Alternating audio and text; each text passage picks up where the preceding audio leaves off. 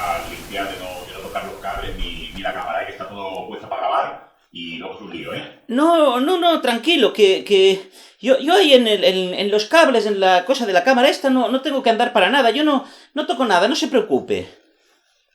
Ay, qué sucio está todo. Vale, yo me tengo que marchar. Si necesita alguna cosa, llama usted. Claro, vaya usted tranquilo, no se preocupe, que andarán con mucho trabajo con esto del unboxing de Franco este que tienen que hacer.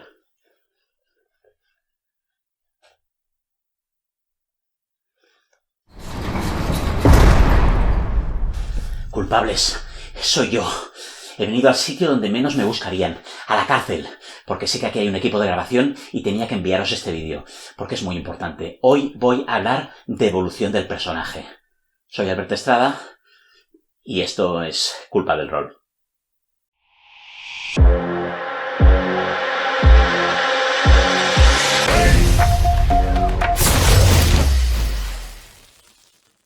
¿Qué se cuece, culpables? ¿Cómo estáis?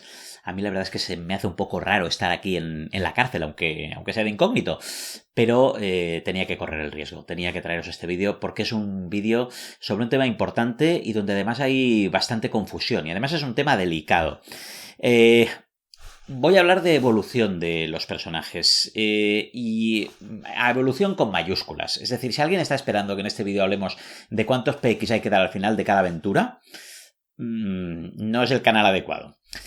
Vamos a hablar de cómo los personajes cambian y es importante que hagamos algunos matices. Yo voy a utilizar una serie de palabras, voy a referirme a la evolución, voy a referirme al crecimiento, voy a referirme a los cambios y voy a referirme a los descubrimientos. Todo está relacionado, pero no todo es lo mismo. Lo primero que quiero quitarme de encima es aquello que yo voy a llamar cambios. Aunque realmente seguramente ese no sea el término correcto. Pero bueno, para mí un cambio, ¿qué es? Para mí un cambio es algo que no obedece a ningún sentido narrativo, a ninguna lógica, que es como un fallo de raccord.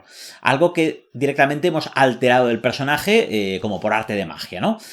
Y que a veces puede ser necesario, ¿no? A lo mejor tú te has hecho un personaje que era una super máquina de matar, pero que era un incompetente social, que no tiene percepción, que no tiene ningún tipo de habilidad más que ser el tanque, y te das cuenta de que te estás aburriendo en las aventuras. Entonces el director del juego te ofrece, vamos a cambiar, vamos a quitar puntos aquí, poner puntos allí. O a veces hay, pues eso, despistes, cosas que nos hemos olvidado de la historia. Y hostia, pero si este no era huérfano, no, pero al final... Cambios de este tipo. Son, en muchos casos, errores, pero en algunos casos, cambios que son necesarios para que el personaje funcione. Un ejemplo muy burdo en el mundo del rol podría ser ese personaje que tú estás interpretando con esta voz y que a medida que va pasando la partida al final te vas cansando de hacer esta voz porque no puedes, te estás agotando, ¿no? Y te vuelves a la voz normal, ¿no? Eso no ha sido una evolución del personaje, eso simplemente es algo que has tenido que cambiar para que la cosa pudiera seguir adelante. En las series a veces lo vemos, ¿no? Cuando después de 10 temporadas de una serie nos vamos al primer episodio y vemos de un determinado personaje pues que a lo mejor era rubio y luego era moreno o que hicieron cambios que dices, esto no tiene ningún sentido. Por tanto, para mí, en esta clasificación, cuando hablemos de cambio, vamos a estar hablando de algo que hemos alterado, pero sin obedecer a la coherencia de la historia. Lo siguiente que tenemos, que tampoco es evolución del personaje propiamente dicho, son los descubrimientos. Cuando nosotros descubrimos algo del personaje que no sabíamos. Pero el personaje no es que haya cambiado, el personaje sigue siendo igual, simplemente ahora hemos descubierto que odia a los Klingons, o ahora hemos descubierto que le gusta el té Earl Grey, ¿de acuerdo? Esos descubrimientos pueden ser irrelevantes, como el hecho de que le guste el té o que le guste el zumo de manzana, o pueden ser descubrimientos relevantes, como por ejemplo que odia a los Klingons. Los descubrimientos irrelevantes, bueno, no digo que estén mal, pues le dan al personaje una cierta profundidad. Los descubrimientos relevantes son más interesantes porque descubrimos una faceta del personaje que hasta ahora no conocíamos. Y esos descubrimientos relevantes se pueden hacer a favor del arquetipo, a favor de la idea que teníamos del personaje, o en contra del arquetipo. Con lo cual ahí tienen un poco más de interés porque lo que nos están haciendo es profundizar. Nos están descubriendo que ese personaje no es plano, no es un tío que odia a los Klingons, odia a los Romulanos, odia a los Ferengis. Pues acabamos de descubrir que ahora también odia al Sindicato de Orión. Pues claro, si es que odia a todas las razas que hay, ¿no? En cambio, de repente ese tío que es de los Klingons, de los Romulanos y de los Ferengis, de repente le caen muy bien los betazoides, ¿no? Pues esa idea de xenófobo que estábamos imprimiéndole a ese personaje, de repente ha cambiado. Y eso lo hace menos plano. Ya le gustaban los betazoides de antes, ¿eh? No es una novedad, no es que el personaje haya cambiado, pero hemos descubierto algo de él que tiene más profundidad. Otro de los puntos donde yo creo que sí que estamos hablando de evolución, pero que a lo mejor es una evolución menos relevante, es el crecimiento de los personajes. Cuando tu personaje sube de nivel, cuando tu personaje aprende a hacer otro conjuro, gana puntos de habilidad, ¿no? Ahí está efectivamente evolucionando, está creciendo. Pero desde un punto de vista de la narrativa, desde un punto de vista de contar una historia, es un crecimiento que puede no ser tan importante o tan interesante a la hora de contar historias, que en el fondo es una de las fuentes de placer que podemos obtener en las partidas de rol. A ver, a mí me encanta que mis personajes suban de nivel y sean cada vez más diestros con la espada y tengan cada vez más poderes. Pero los crecimientos realmente interesantes son los crecimientos, las evoluciones, y para eso voy a reservar el término, que se producen en la mente del personaje. Los cambios en su personalidad, en sus creencias, etc. Sí que hay veces que ese crecimiento es necesario para explicar la historia del personaje, ¿no? Hablaremos en este vídeo también del viaje del héroe y de pues esos personajes que para evolucionar necesitan convertirse en mejores espadachines, ¿no? En mejores jedis, en lo que sea. Pero muchas veces ese no es el cambio importante. El cambio importante, y del que vamos a hablar en el 90% del vídeo, es los cambios de mentalidad y la evolución del personaje. Nótese también que la evolución no tiene que ser siempre en positivo. Los personajes también pueden sufrir una involución, una degradación. El crecimiento puede ser en negativo. Como ocurre, por ejemplo, en series como Breaking Bad, donde el personaje va cayendo en una espiral de criminalidad, o como ocurre en El Padrino, que sigue la misma historia, el mismo concepto de corrupción, como podría ocurrir en una partida de la Ema de Tulu, donde el personaje está sufriendo un descenso a la locura. Incluso podríamos hacer el camino de ida y de vuelta, ¿no? Podríamos hacer un personaje que asciende y que luego cae a los infiernos, como podría ser, por ejemplo, el caso de Anakin Skywalker, de Darth Vader, que primero se convierte en Jedi, ¿no? Y luego se convierte en un Jedi oscuro. Las debilidades también son importantes y también pueden añadirle al personaje, pero aquí tenemos que ser muy cuidadosos, porque cuando creamos una debilidad, cuando le generamos un problema al personaje que lo va a cambiar y lo va a hacer más débil o lo va a hacer lo va a convertir en algo más loco, tenemos que procurar que ese fallo no le reste molonidad al personaje. Y eso a veces es complicado y a veces hay que coordinarlo con el jugador. Y a veces hay que coordinarlo viendo un poco cómo se siente el jugador, por dónde va, ¿no? Es igual que algunas escenas que tienes que ver tus jugadores si les está gustando o no les está gustando, si puedes ir por ahí o no puedes ir por ahí. A lo mejor a un jugador que su personaje se vuelva loco y se vuelva un psicópata asesino, le puede molar mucho, y en cambio otro jugador puede sentir que ahora está obligado como a traicionar a sus compañeros, al resto de jugadores de la mesa, y ese tipo de cambio no le mola, aunque otro jugador pues podría molarle mucho, con lo cual tenemos que ir con cuidado. Hay veces que es fácil ver qué cambios no le van a molar a un jugador. Una involución como la de Jaime Lannister, en la cual le cortan la mano y pierde todas sus capacidades espadachines, es joder esa ficha. Esto en Juego de Tronos lo puedes hacer, pero si estás haciendo una partida de rol, a mí, que me dejes el personaje en silla de ruedas o que le quites todo lo que hacía que ese personaje molara, depende. Pues puede ser que haya alguna partida donde te lo compre y donde me apetezca, pero hay muchas partidas donde diré, pues mira, que se convierta en un PNJ y yo me hago otro personaje, porque para seguir jugando con esto no me apetece. O sea que cuidado, los cambios a peor pueden ser interesantes, pero tenemos que conservar la molonidad del personaje. Ese cambio a peor tiene que molar. El jugador tiene que decir, hostia, cómo me mola que ahora mi personaje le tenga miedo al fuego, cómo me mola que ahora mi personaje esté ciego, que se adapte bien a lo que el jugador está buscando. En general, si vamos a introducir una debilidad para un personaje, si le vamos a introducir un problema, es mucho más interesante cuando esas debilidades, esos problemas, afectan a los otros personajes, a los otros jugadores, más que afectar al personaje que la sufre. Es más interesante que el personaje tenga una compulsión por decir la verdad, que haga que siempre esté diciendo la verdad y que vaya metiendo en líos al resto de gente. Es más interesante que el personaje se convierta en un cobarde y que le tengan que ir sacando las castañas del fuego, que si simplemente es una debilidad que le afecta a él, ¿no? Que se vuelve un glotón. Bueno, pues ha vuelto un glotón, pues tampoco tiene mucha trascendencia porque es una cosa que solo le afecta a él. En cambio, si el tío se ha vuelto un engreído, pues no solo le va a afectar a él, sino que además va a estar afectando al resto de personas porque las va a tratar con altivez y va a hacer que tengan problemas, que el varón se enfade con ellos, que la princesa no quiera saber nada de ellos. Eso va a generar historia. También podemos contar historias sobre la no evolución de los personajes. Personajes que, a pesar de todas las hostias que les da la vida, siguen en sus 13, firmes, convencidos de sus ideales, no se mueven, no evolucionan, no cambian ni un ápice. En esos casos, esas historias, a quienes provocan cambios no es al personaje, sino a los personajes que están a su alrededor. Y este mantenerse firme puede ser algo positivo o puede ser algo negativo. Puede ser un personaje que sea un paladín de la justicia y que desde el principio hasta el final se mantenga justo y honorable, o puede ser un personaje que esté equivocado y que no sea capaz de salir de la trampa, de salir del error en el que está, y eso le lleve a una espiral de destrucción, o a una espiral de destrucción que no le afecte a él, sino que afecte al resto de gente que le rodee y que le quiere. Por supuesto, también hay personajes que necesitan no evolucionar, ¿no? El cínico veterano que ha vuelto de 1000 guerras, que ya lo sabe todo, ese personaje, para mantener su esencia, precisamente tiene que no evolucionar.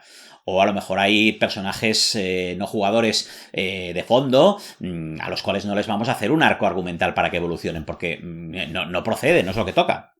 Los personajes que no evolucionan, además, sirven para crear un telón de fondo sobre el cual los personajes que sí que han cambiado, que sí que han evolucionado, pueden brillar. Esto es como si tú tienes una corbata rojo llampante, pues te la tendrás que poner con una camisa negra, con una camisa discreta, que haga que la corbata destaque, porque si tu camisa destaca, tu corbata destaca y tu americana destaca, al final nada destaca. La evolución de los personajes jugadores, claro, la marcan los jugadores, evidentemente. Pero el narrador también tiene un papel.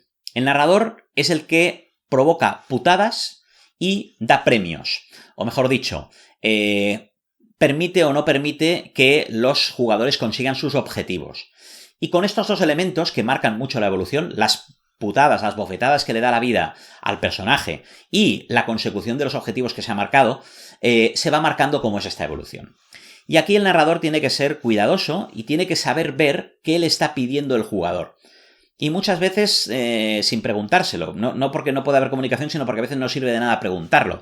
Porque el jugador cree que quiere un tipo de cosas, que quiere el jugador suele pensar que quiere que las cosas le vayan bien y que no haya problemas. Pero en realidad, si tú le hicieras una partida donde todo le va bien, consigue todos sus objetivos y no se enfrenta a ninguna cabronada, pues se aburriría.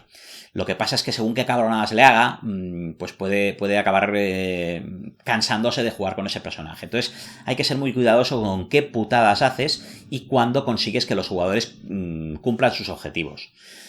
A veces, si el jugador nunca consigue sus objetivos, pues bueno, ese personaje nunca va a cambiar y la trama, por decirlo así, puede continuar indefinidamente. Esto pasa en algunas series como, por ejemplo, Expediente X. En Expediente X, en ningún episodio están más cerca del final que en otro. Nunca consiguen reunir pruebas de nada ni avanzar más. Siempre están exactamente igual. Y por eso los personajes de Expediente X no evolucionan. Fox Mulder sigue siendo el mismo durante toda la serie y Dana Scully sigue siendo absolutamente la misma durante toda la serie, porque no están consiguiendo ningún tipo de objetivo. En este tema de sufrir reveses, conseguir tus objetivos, un poco la cosa va a gustos, un poco como en el sexo. Hay gente que le gusta que le den más caña, gente que le gusta más suavidad, gente que tiene un abanico más amplio, gente que tiene un abanico más restringido. Pues bueno, hay gente como John Wick que proponen un estilo de juego donde los jugadores no hacen más que recibir putadas, que a unos jugadores no les gustará y a otros sí, viceversa. Pero es una cuestión, como digo, de gustos y de contrato social, de conocer a tus jugadores y saber cuáles son sus preferencias.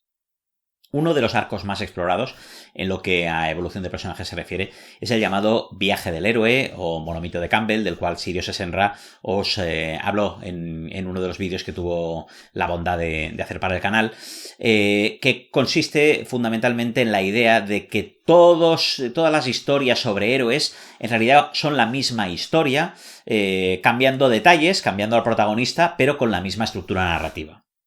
En el Viaje del Héroe partimos de una situación normal, el héroe está tranquilamente en su casa, en su mundo, ¿de acuerdo?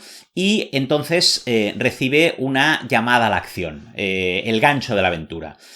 Alguien le pide que vaya a enfrentarse al dragón o que vaya a rescatar a la princesa de manos de Darth Vader, ¿de acuerdo? Hay algo que le mueve a empezar a actuar.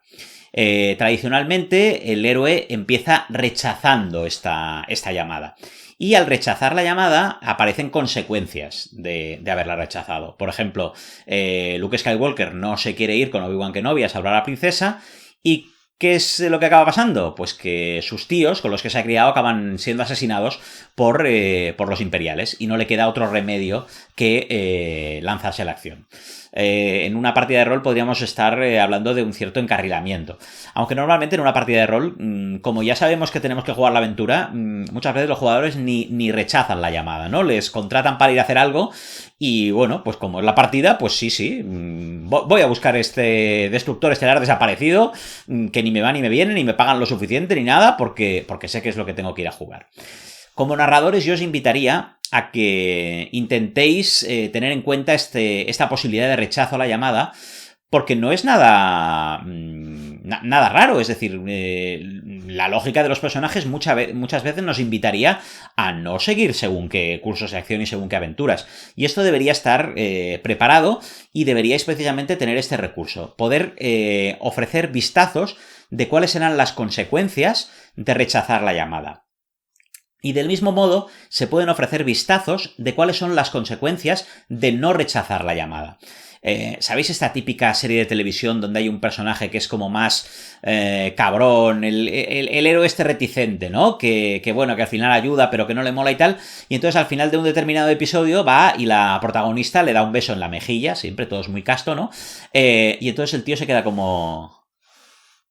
Oye, esto de ser héroe tiene su punto, ¿no? Acaba de ver un poquito, o le aplaude la gente por lo que ha conseguido, ¿no? Acaba de ver un poquito de cuáles podrían ser las recompensas que obtendría si aceptara someterse a esa aventura, si aceptara seguir ese viaje del héroe. Y estos vistazos pequeños de cómo puede ser su vida si triunfa, o cuáles pueden ser las consecuencias si no hace nada por parar lo que está pasando, pueden irle animando a aceptar la llamada. Otro tema que ayuda a que el héroe acepte la llamada es precisamente eso, la ayuda externa, que Campbell denomina ayuda sobrenatural, pero que bueno, en general cualquier ayuda, cualquier mentor, cualquier persona que te apoya, te da elementos, te da consejos, intenta conseguir que te sea más fácil aceptar esa llamada. Y a partir de aquí, el héroe se dirige hacia la llamada, intenta atender a lo que se le ha solicitado y se enfrenta a lo que es el cruce del umbral. El cruce del umbral es el momento en el cual ya no hay vuelta atrás, ¿no? Ese punto donde Sam ya dice que si da un paso más es lo más lejos que ha estado nunca. En el momento en que no vamos a poder volver a la seguridad de nuestra vida. Hasta ahora nos podíamos echar atrás, pero a partir de este momento ya estamos comprometidos con la aventura. Entonces ya entramos en la segunda fase, que es la fase de iniciación, en la cual el héroe, el protagonista, se va a tener que ir enfrentando a diversas pruebas. Al principio estas pruebas tiene que tener éxito en algunas, tiene que fallar en otras, tiene un proceso de aprendizaje, no hace falta que tenga éxito en todas. De hecho, dramáticamente lo interesante es que los jugadores ahora tengan éxito, ahora fracasen, ahora tengan éxito, porque si siempre tienen éxito en cada cosa que se proponen, pues al final la cosa acaba siendo un poco aburrida, porque ya sabes que van a triunfar pase lo que pase.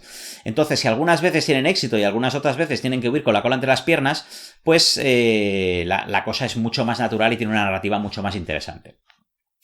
Hasta que llega el punto en el cual tienen que enfrentar, digamos, como el examen final. Esa prueba donde todo lo que han ido aprendiendo en las otras pruebas, que no eran muy importantes y que tú ya, también como director de juego, has dejado entrever que fracasar o conseguirlo tampoco era trascendental. Aquí sí, aquí se la juegan. Este es el dungeon definitivo. Los otros 36 han servido para subir de nivel. Pero en este dungeon o consiguen el éxito, o consiguen la espada para derrotar al Liche, o no consiguen la espada para derrotar al Liche, y aquí se la están jugando. Aparte de estas pruebas, también tienen que ir haciendo las paces o encajando en el mundo, encajando consigo mismos, con diversas figuras, ¿no? Encajar, hay una cosa que Campbell denomina el encuentro con la diosa, que es la figura materna, incluso a veces puede ofrecer tentaciones de no seguir adelante con la aventura. Yo te protejo, esa figura femenina que te protege, te cuida, y déjate que estos vayan allí a encontrar la espada para derrotar al de Miliche, tú quédate en mi isla, que aquí estarás tranquilo y aquí estarás bien. El reencuentro, la reconciliación con el padre, que es la figura de poder, que sería el rey, que sería la autoridad, una fuerza potente que representaría en este caso al padre. Ya veréis que esto de Campbell es bastante falocentrista, ¿no? Bueno, vas haciendo esto hasta que llegas a este punto en el cual tienes que ir al dungeon que realmente importa y aquí conseguir la espada del de Miliche, ¿no? Y ahora, a continuación, todavía te queda el más difícil todavía, ¿vale? El doble o nada. La espada del de Miliche no te sirve de nada, tienes que cargarte al de Miliche, ¿de acuerdo? Porque si no, ¿para qué querías la espada? Y ese es el enfrentamiento final. Una vez tú ya has conseguido cargarte al de Miliche, entonces recibes la recompensa, ¿vale? De hecho, antes de eso, se te puede ofrecer, porque no todos los pasos del camino del héroe los tenéis por qué seguir. De hecho, en muchas narrativas no están todos y cada uno de los pasos. Está la opción de retirarse, como decíamos, en la diosa que te permite quedarte, o alguien que te permite salir por una vía falsa.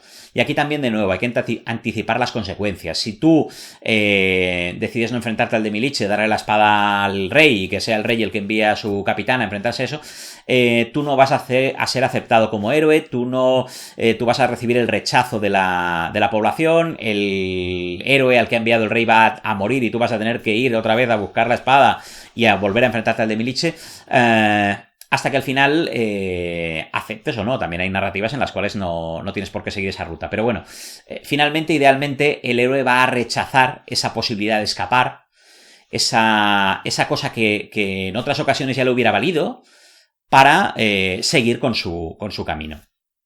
Y una de las maneras de conseguir esto es que ya se hayan operado cambios en la psique del personaje que hagan que esa salida fácil que antes le hubiera valido, ahora ya no le vale.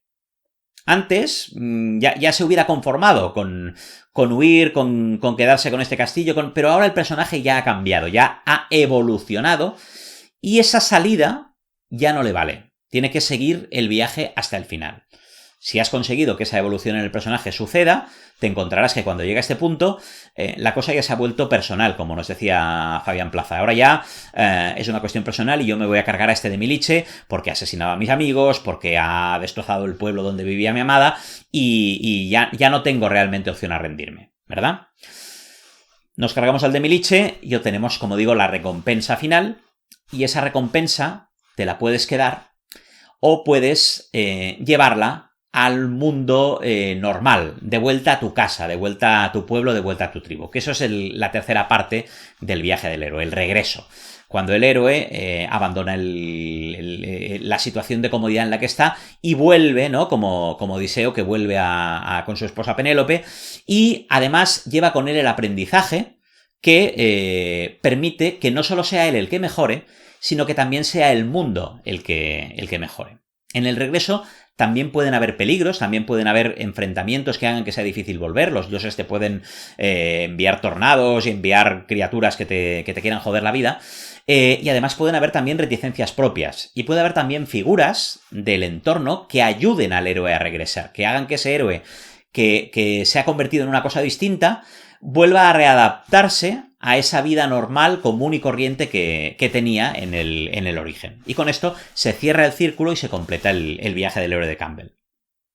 podéis leer el libro de Joseph Campbell, El héroe de las mil caras, o buscar información en la Wikipedia, en YouTube. Hay muchísima cosa escrita sobre el viaje del héroe, sobre el monomito. Aunque a mí particularmente no es el arco argumental que más me gusta. Bueno, tiene una cierta limitación, obedece a un tipo de historia concreto, no todas las historias siguen este arco, siguen las historias, pues eso, las historias que van del viaje del héroe, pero hay muchas historias que no van del viaje del héroe y que tienen evolución igual de los personajes. Y para mí además es una evolución que marca más cómo evoluciona la narrativa, es decir, la evolución de la trama, que no la evolución del personaje en sí. Es cosas que suceden en la trama para que el personaje evolucione, pero no nos está hablando específicamente de la evolución del personaje, o al menos así lo entiendo yo, sin por supuesto querer erigirme como experto aquí en este tipo de teorías, porque no lo soy. A mí me gusta más verlo, creo que se adapta mejor a lo que utilizamos en los juegos de rol, si entendemos la evolución de los personajes como un cambio en su mentalidad. Y esto es peliagudo y es importante porque estamos hablando de algo que es la psicología de los personajes y en el fondo la psicología de las personas.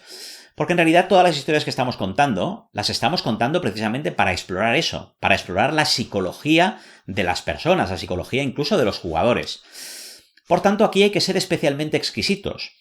Porque si tú no tienes mucha idea de física cuántica, ni de viajes en el tiempo, ni de cómo funciona pues los viajes hiperespaciales, en realidad tampoco importa una mierda. Porque a los jugadores no les interesa. Porque cuando tú ves una película de ciencia ficción, no estás interesado en explorar cómo funcionan los viajes hiperespaciales. Tienes que inventarte alguna cosa para que se entienda lo que se puede hacer y lo que no se puede hacer, pero ya está. No hace falta que las leyes que están subyacentes debajo de la física teórica que explicaría el viaje hiperespacial estén bien asentadas.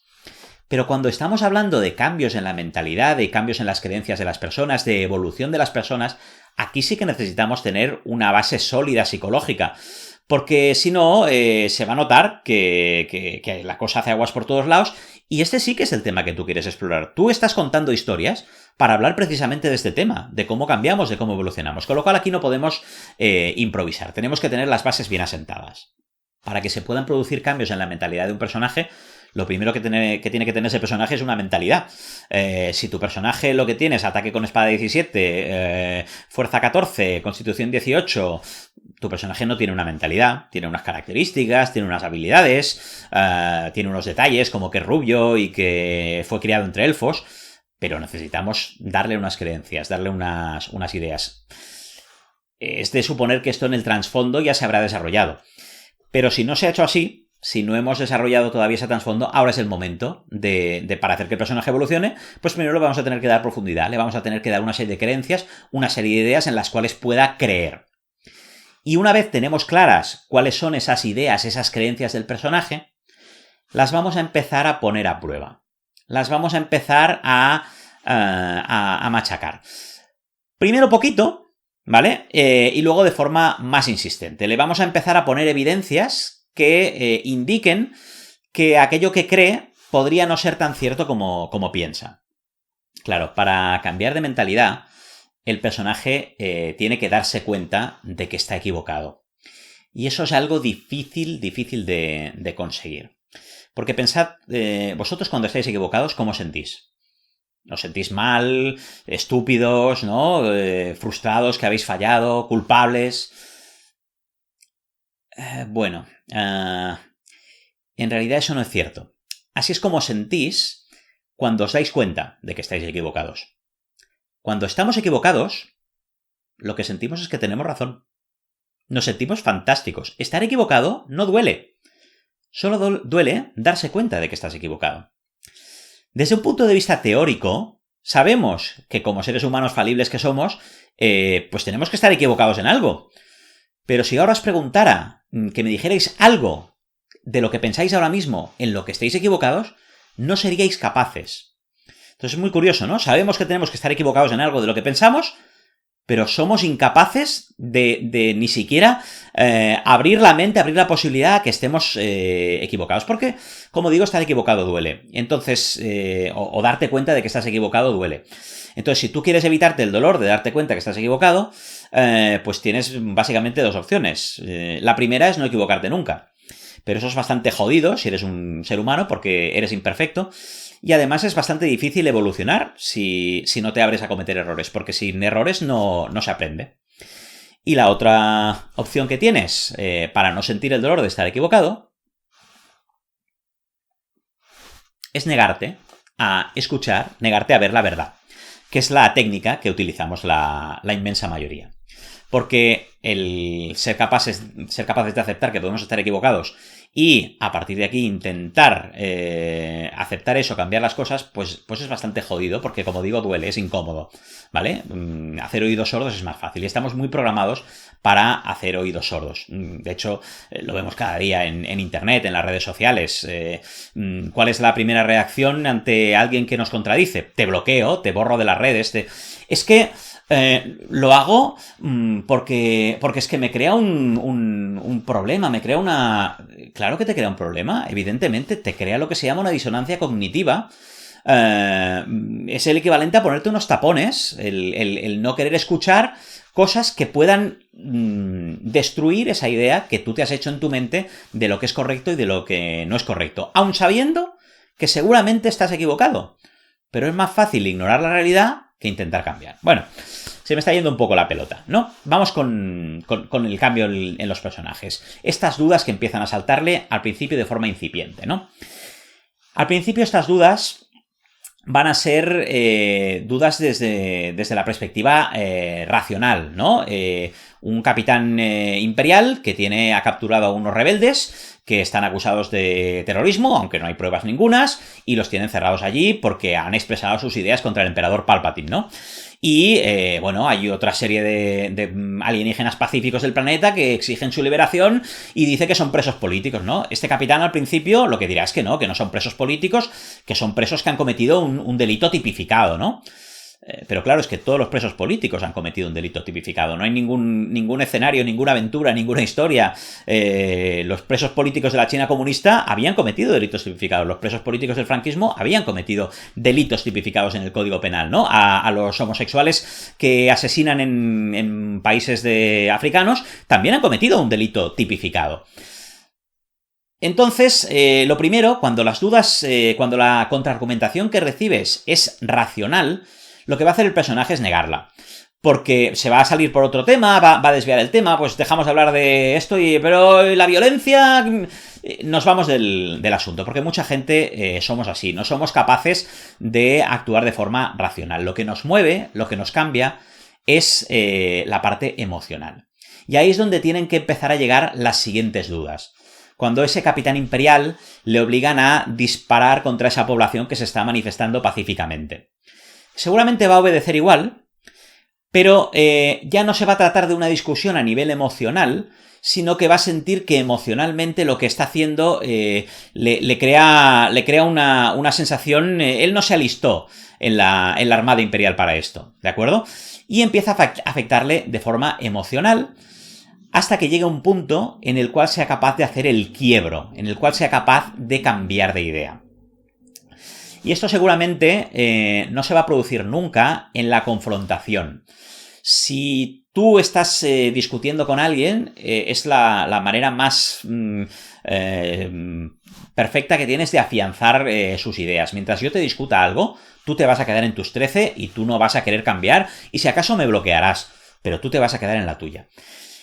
Pero si no estamos discutiendo, si yo no te he respondido a un tweet, sino que simplemente he dejado caer un mensaje en un vídeo, a lo mejor, en la intimidad de tu casa, pensándolo, dices, hostia, a lo mejor estoy equivocado en algo y puedo empezar a cambiar. Bien. Como digo, ese cambio se va a tener que producir en un momento de catarsis, en un momento de intimidad en el que el personaje está solo, en el que tiene que tomar una decisión determinada y entonces, en vez de optar por seguir manteniendo su creencia, si el personaje evoluciona, va a optar por cambiarla. Y eso nos conduce a la siguiente parte, que es la expiación. Ese capitán imperial que hasta ahora ha estado cazando rebeldes, de repente ahora siente la necesidad de liberar a los rebeldes que ha capturado, de aplacar el daño que ha hecho, de luchar contra el imperio, de compensar un poco todo el daño que ha estado haciendo, del cual no era consciente, pero ahora que su paradigma ha cambiado, pues puede corregir. Como otros elementos integrantes de esa mentira que conforma aquello que el personaje va a tener que vencer, podemos también podemos estudiar qué es lo que ha hecho que el personaje crea esa mentira. Cómo ese capitán imperial ha llegado a pensar, ha llegado a tener las ideas que tiene, que luego se han demostrado falaces, ¿no? Es por la educación que ha recibido, es por su padre que le inculcó una serie de cosas, es por la manipulación de los medios de comunicación, ¿por qué ha sido? Y tener esa información sobre el personaje también nos va a ayudar a ver cómo va a ser la historia que conduzca a su evolución. Y finalmente, un rizo del rizo que creo que es muy interesante es cuando hacemos justo lo contrario. Cuando el personaje lo que tiene es la verdad, pero conseguimos convencerle de la mentira. Es una involución del personaje, ¿no? Que puede ser muy potente y muy dramática. Y en ese sentido lo que tenemos que tener claro es que las mentiras, la manera de que triunfen, la manera de hacer llegar a alguien una mentira, es que desee creérsela, ¿no? La típica estafa del tío que te manda un mail, el presidente del Banco Central de Nigeria.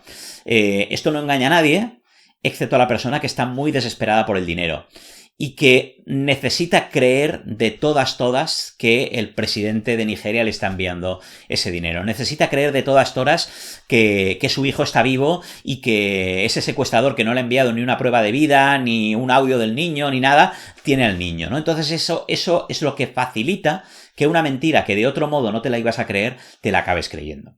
Es la misma evolución, pero contraria. Tú tenías la verdad, pero te han vendido la mentira, te han engañado y al final te acabas creyendo la mentira. ¿Y de dónde sacamos esas verdades y esas mentiras para nuestros personajes? Pues mirad, una fuente excelente son los refranes. Porque los refranes siempre aciertan. ¿Sabéis por qué siempre aciertan los refranes? Porque siempre dicen una cosa y la contraria. El refrán dice, puede más un bruto que un alcalde, y el refranero dice, vale más maña que fuerza. Son ideas antagónicas, contrapuestas. El refrán dice, cuando río suena agua lleva, y el refrán dice, perro ladrador, poco mordedor, ¿vale? Te están diciendo A y B. Y será A o será B. Entonces, estas ideas contrapuestas, hay la clásica, por ejemplo, el fin justifica los medios. El fin justifica los medios es una afirmación mal hecha, porque tendríamos que añadirle un adverbio, que es o siempre o nunca. Y añadiendo siempre o nunca, tendríamos dos afirmaciones falaces.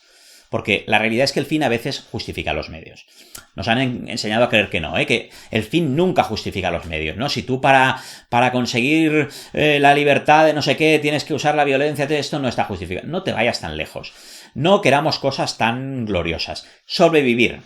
El fin, sobrevivir, justifica que yo mate a alguien que me va a matar a mí, que lo mate en defensa propia.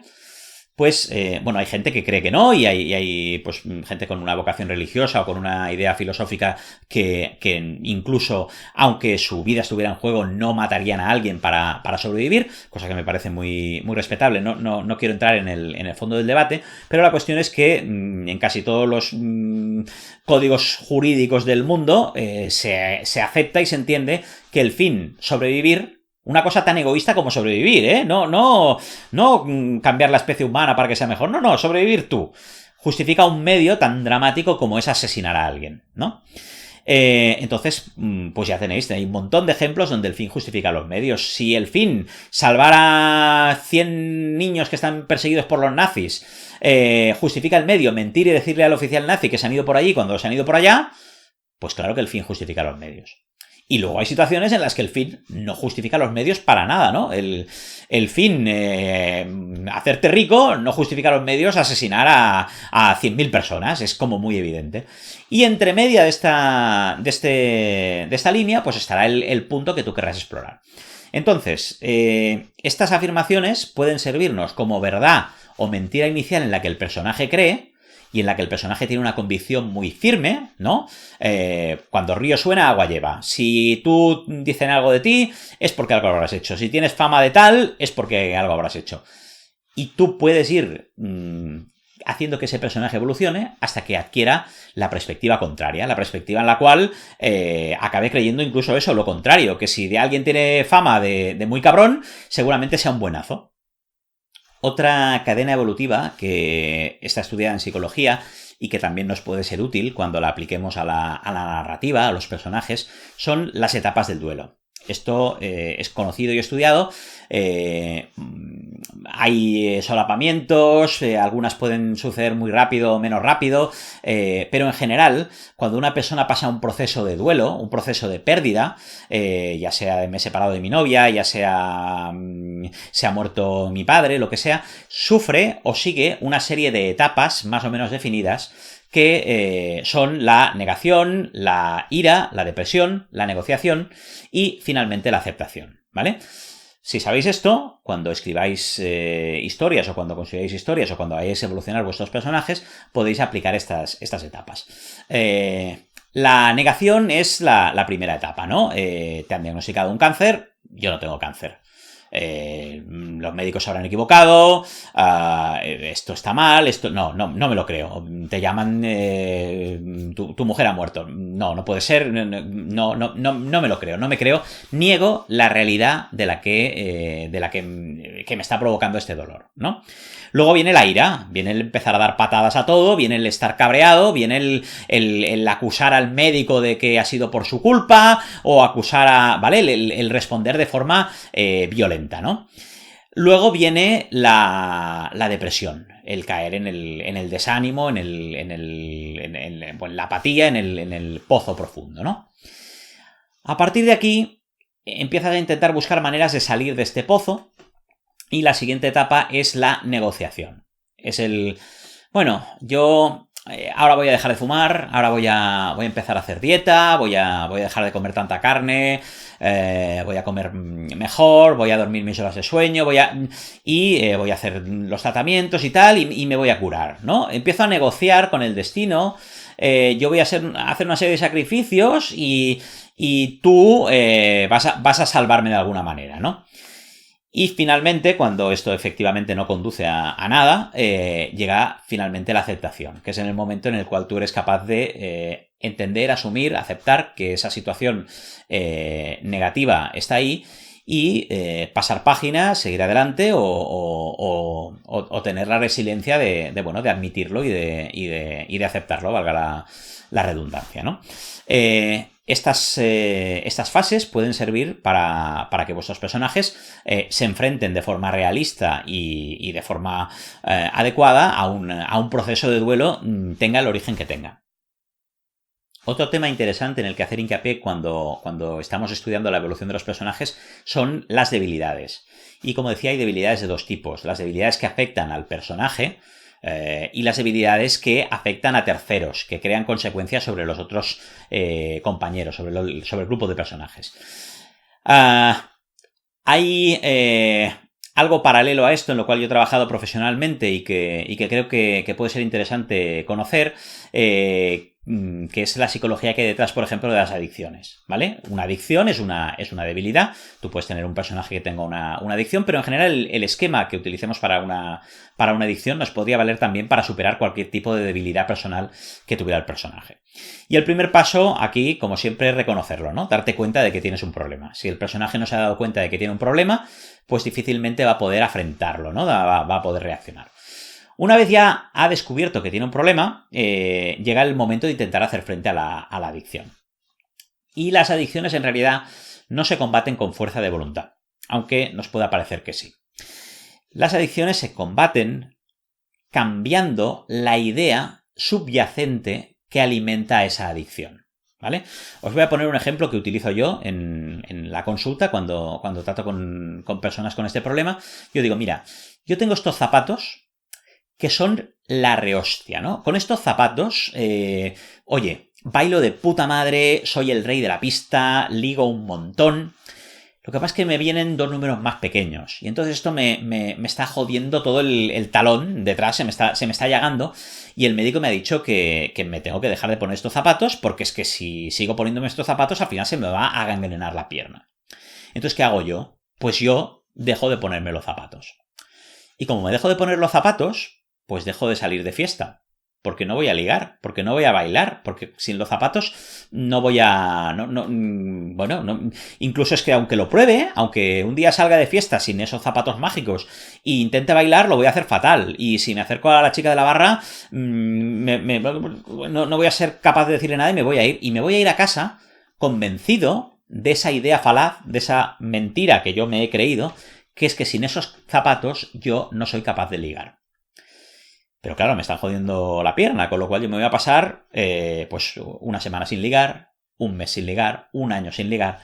Pero a medida que me vaya pasando tiempo sin mojar, mis ganas de mojar van a ir en aumento. Hasta que al final un día mi fuerza de voluntad, el muro que voy construyendo, no va a ser suficiente como para frenar todo ese impulso, todas esas ansias que tengo, y va a acabar desbordado. Me voy a volver a poner los zapatos y voy a volver a salir a bailar, a ligar. Y ese día voy a ligar de la hostia. Y me voy a convencer a mí mismo de que yo, sin los zapatos, no sé ligar. Y quien dice, sin los zapatos no sé ligar, dice, sin coca yo no puedo tener amigos, ¿vale? ¿Cómo tienes que hacer para contrarrestar esto? Pues tienes que atacar esa idea falaz, atacar esa idea de que tú sin coca no puedes tener amigos. Hay muchísimas maneras, como os digo, racionales. Hay un montón de gente que tiene amigos si no consume coca y es evidente, ¿no? Pero como digo, las ideas racionales cuestan de hacer entrar a la gente. Hay que ir profundizando en cuáles son los motivos que te han llevado a creer eso, ¿no? ¿Qué idea subyacente está? ¿Cuál es el miedo? Sin coca no puedo tener amigos, ¿vale? Y si no tengo amigos, ¿qué va a pasar? Que nadie me va a querer. Ir buscando un poco cuál es la profundidad de esto. Bueno, tampoco os quiero aburrir ahora con cómo tratar adicciones o no, pero tampoco tiene mucho sentido hacer que la persona busque ejemplos en su vida de qué es lo que le está pasando, de si realmente las ideas que tiene son o no son, se concuerdan con la realidad, abrirle la capacidad de ponerse a pensar en vez de actuar por impulso. Total, bueno, al final la manera de enfrentar, de cambiar esa debilidad, no es tanto poner tu fuerza de voluntad para superar la debilidad, sino darte cuenta de las mentiras que sustentaban esa debilidad y cortarles el grifo, ¿vale? Cortarle las piernas para que se derrumben. Y también en el tema de adicciones y de superar debilidades, algo que podemos utilizar para nuestros personajes, es la diferencia que hay entre la recaída y la transgresión, ¿vale? Si yo estoy a dieta, llevo un año a dieta y un día paso por delante de un paqui y veo ahí los magnums almendrados y me como un magnum almendrado, no estoy más gordo que antes de comerme el magnum almendrado, ¿vale? He cometido una transgresión, me he saltado la dieta, pero eso no ha hecho que yo pierda nada.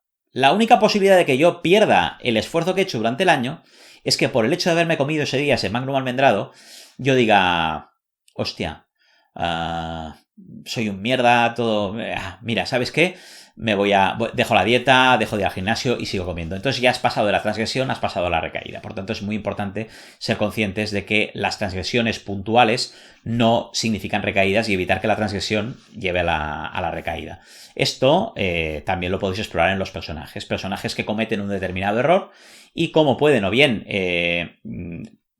que ese error les sirva para decir nunca más, no voy a volver a cagarla, o que ese error les conduzca a una espiral de autodestrucción en la cual todo el esfuerzo que han hecho de evolución pues se vaya a la mierda. Y finalmente tenemos la evolución de las creencias sociales, que también afectan a los personajes. Cuando se introduce una nueva idea en la sociedad, lo primero que recibe esta nueva idea es burla, ¿vale? La gente se ríe de estos frikis, ¿de acuerdo? Luego lo siguiente es una lucha encarnizada. Se intenta prohibir, se intenta criminalizar, se intenta atacar, ¿vale? Y lo siguiente es que esta idea nueva se acepta como una verdad y a la gente ya pues le parece normal que Crepúsculo, Juego de Tronos, todas estas cosas frikis, Star Wars, estén ahí, es normal. ¿Por qué la gente no va a jugar al ordenador o por qué no van a jugar? Esta evolución de las ideas, primero burla, después ataque y después aceptación como algo obvio, lo podéis utilizar también para reflejar cómo la sociedad evoluciona y cómo esa evolución de la sociedad también se refleja y afecta y se interrelaciona con la evolución de los personajes. Menudo rollo se estoy metiendo, ¿no? Otra exploración que podemos hacer sobre el personaje, que no consiste precisamente en evolucionar, pero que se le parece y que puede ser también satisfactoria, es explorar las consecuencias o las dos caras de una idea del personaje, ¿vale? El personaje es ambicioso. La ambición puede hacer que saque fuerzas de donde no las tenía para conseguir algo, o la ambición también puede hacer que traicione a sus amigos y que acabe en una situación mala, ¿no? Entonces, sin que haya cambio, sin que haya realmente evolución de este personaje. Pero el hecho de buscar las características del personaje y explorar qué consecuencias positivas y negativas puede tener cada una de estas características no es hacer que el personaje evolucione, pero sí que es estudiar y conocer al personaje en más profundidad, que también puede ser muy interesante. Otro problema de cojones que tenemos en el rol es que normalmente jugamos con un grupo de personajes. No hay un protagonista que evoluciona, sino que hay más de un personaje. Y eso puede dificultar las cosas, porque estamos hablando de la evolución del personaje y estamos hablando de la evolución del grupo. Lo más jodido aquí es cuando los personajes tienen objetivos dispares, ¿no? Metas distintas. Una se quiere convertir en reina pirata, el otro quiere abrir su propia escuela de esgrima, el otro quiere vengarse del asesino de su padre, ¿no? Claro, este grupo no tiene ningún tipo de cohesión y además todos están remando en direcciones opuestas y están juntos por unas circunstancias casuales, ¿no? Entonces, pues están todos buscando el tesoro porque a todos les interesa tener dinero, pero al final lo que va a acabar pasando es que cuando encuentren el tesoro, pues una se va a dedicar a hacer de pirata, el otro se va a abrir su escuela de esgrima y el otro va a ponerse a buscar a los asesinos de su padre si no los ha encontrado ya en el transcurso de esta búsqueda del tesoro. Pero como grupo, la evolución de los personajes está siendo coartada por la disparidad de direcciones en las que quieren evolucionar.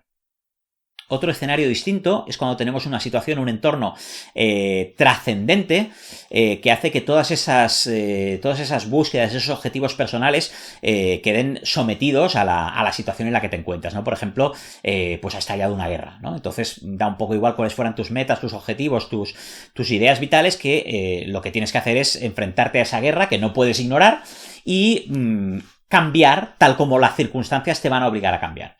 Y ahí sí que podremos explorar cómo diferentes personajes cambian todos en esa misma situación, ¿no? El joven idealista que se vuelve cínico, el cínico que se vuelve idealista, el cobarde que se vuelve valiente, ¿no? Ir viendo cómo esa situación hace que los diferentes personajes evolucionen. Y finalmente tenemos los grupos que tienen metas comunes y donde a veces hay como un tercer personaje, un metapersonaje, como por ejemplo en Ars Magica, ¿no? La alianza de magos de Ars Magica, donde viven todos los magos, es como un tercer personaje que también evoluciona, que también cambia, que tiene sus normas internas que se van pues modificando en función de lo que va aconteciendo, tiene sus fuentes de Whis, tiene su biblioteca y le van pasando, tiene sus aliados, tiene sus enemigos y le van pasando cosas. Aquí va a ser posible que el metapersonaje, esta alianza, evolucione y que también evolucionen los distintos magos que conforman la alianza, cada uno en su línea, ¿no? Pues el que era un Jornaer que quería investigar sobre la inmortalidad, pues puede seguir su camino, el que quería hacer pactos con las hadas, pues puede conseguir sus objetivos, el que quería establecer un cambio en la política del tribunal hermético de la zona, pues también puede conseguirlo, y cada uno de los personajes puede ir evolucionando en su línea, mientras que el metapersonaje general también va evolucionando. Sin embargo, la ventaja de tener un grupo es que nos permite explorar no solo la evolución de los personajes, sino también la evolución de las relaciones entre personajes. que es casi tan interesante como explorar la evolución de los personajes, ¿no?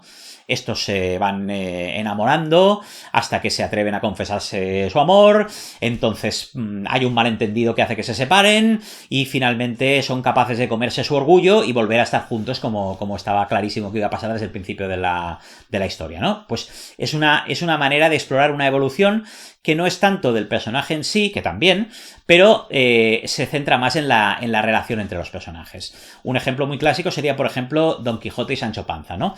Don Quijote y Sancho Panza evolucionan, pero la gracia de la evolución es que es una evolución contraria, ¿no? Don Quijote se va volviendo más realista y Sancho Panza se va volviendo más idealista, hasta que al final se encuentran en un punto medio. Su evolución tiene parte de sentido en el hecho de que son dos personajes que evolucionan de forma coordinada.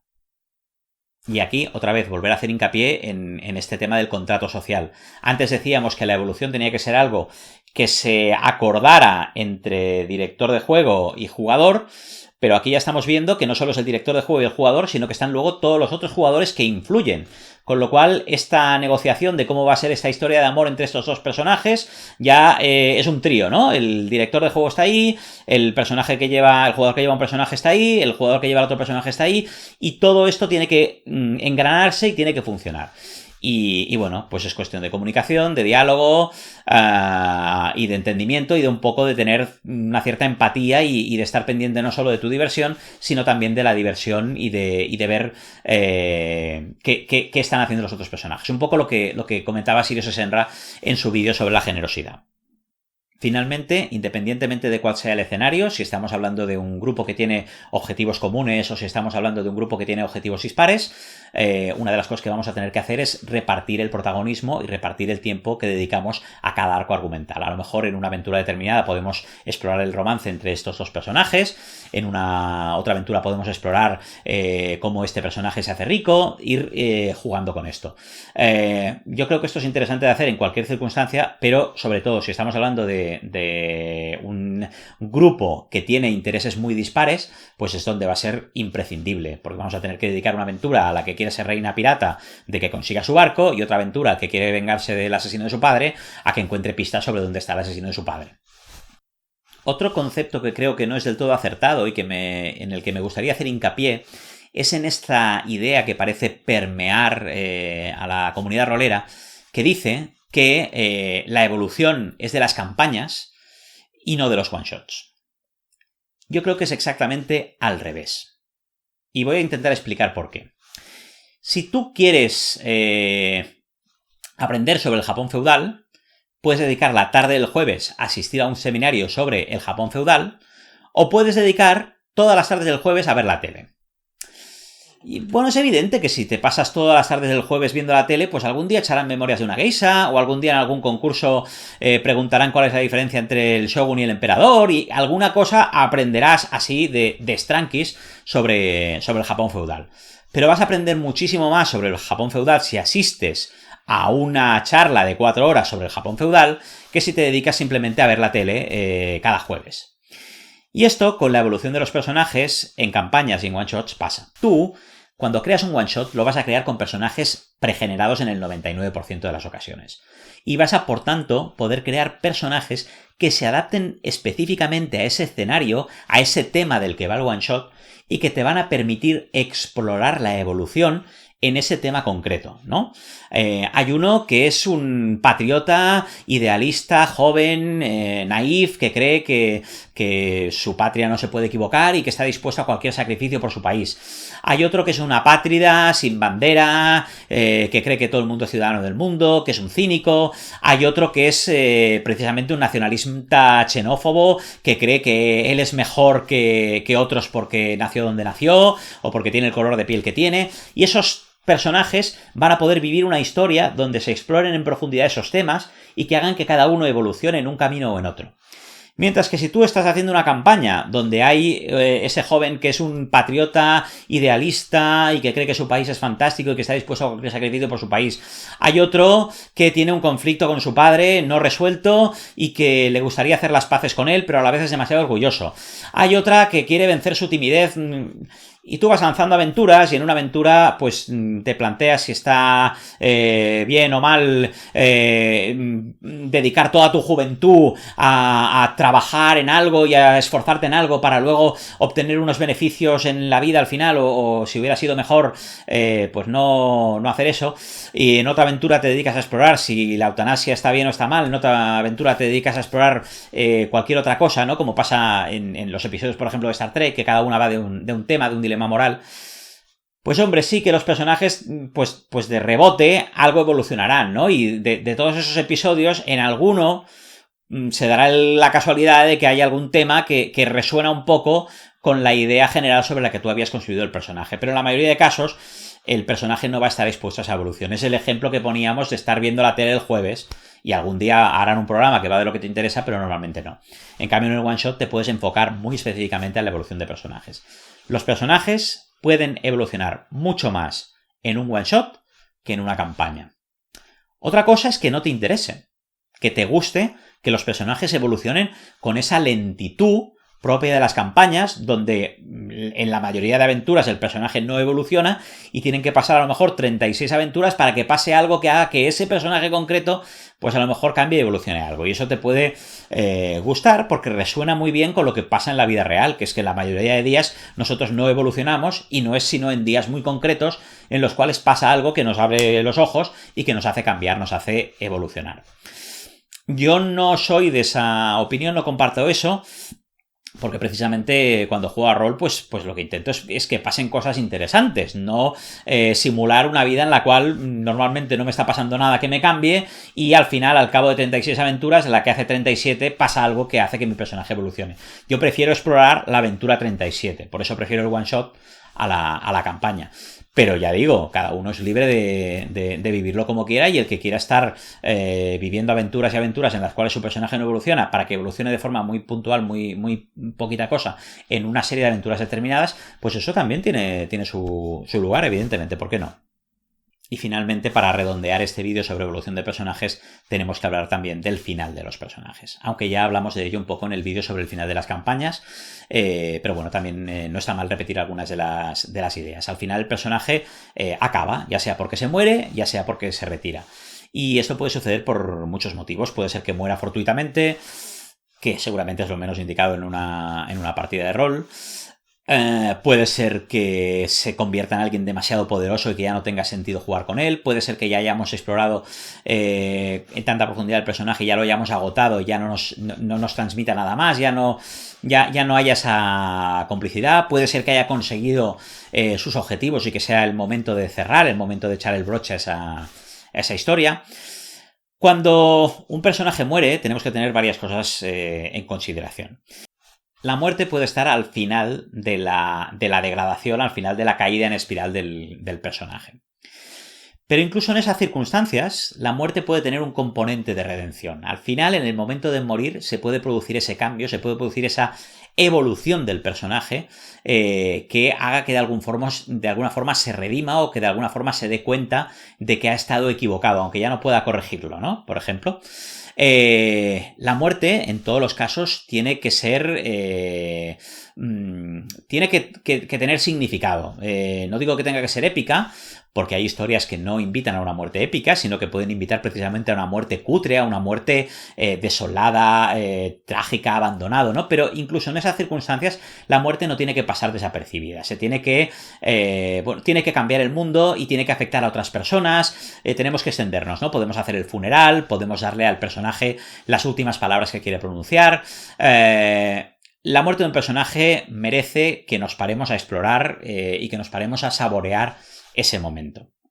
Y finalmente, la muerte o el enfrentamiento con la muerte, porque a lo mejor no llegas a morir, sino que simplemente te enfrentas a una situación en la que estás a punto de morir, pero luego acabas sobreviviendo de milagro, puede hacer que en ese personaje o en otros personajes, si el personaje ha muerto, se produzcan cambios. Es decir, la muerte puede ser también un cebador, un iniciador de cambios de evolución del personaje. Y hasta aquí todo lo que os quería decir. Ahora me tengo que poner con la fregona a limpiar esto, porque si no, cuando venga aquí el guardia se va a dar cuenta de que me he colado. Aunque supongo que se dará igual cuenta cuando vea el vídeo en internet. Si os ha gustado, dadle a me gusta, contádselo a vuestros amigos. Si no os ha gustado, darle a no me gusta, pero sobre todo, explicar por qué no os ha gustado. Y hasta que nos volvamos a ver, darle al resumen merecido.